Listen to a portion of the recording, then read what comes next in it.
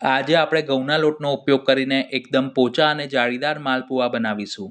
તેના માટે 1 ચમચી કાળા મરી, 1 ચમચી સૂકી વરિયાળી અને 2 નંગ ઇલાયચીના દાણાને અધકચરા ખાંડી લઈશું.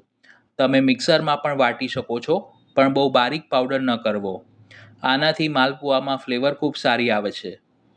હવે ખીરું બનાવવા માટે એક પોળા વાસણમાં પોણો કપ ખાંડ અને 1 કપ પાણી લઈ ખાંડ ઓગળે ત્યાં સુધી તેને મિક્સ કરવું. તમે નવશેકા ગરમ પાણીમાં ગોળ ઓગાળી તેને ગાળીને પણ ખીરું બનાવી શકો છો. તેમાં વાટેલા મસાલા અને ઘઉંનો ઝીણો લોટ થોડો થોડો કરીને ઉમેરતા જવું અને લોટના બિલકુલ ગાંઠા ન રહે તે રીતે મિક્સ કરી મધ્યમ ઘટ ખીરું બનાવવું. આટલું ખીરું બનાવવામાં 1/2 કપ લોટની જરૂર પડી છે.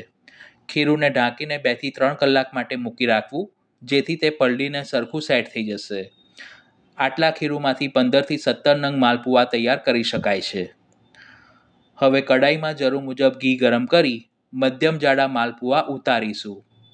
તળતી વખતે ઘીનું ટેમ્પરેચર અને ગેસની ફ્લેમ બંને મીડિયમ રાખવી. 1 મિનિટ સુધી તળ્યા પછી માલપુઆ નીચેની બાજુથી થોડા સોનેરી રંગના થાય એટલે તેને ચીપિયા વડે ફેરવી અને બીજી બાજુ તળી લેવા. એક બેચ માલપુઆને તળવામાં 3 થી 4 મિનિટનો સમય લાગે છે. બંને બાજુથી લાઇટ ગોલ્ડન રંગના થાય એટલે તેને જારા ઉપર મૂકી વધારાનું ઘી નીતરે પછી પ્લેટમાં કાઢી લઈશું.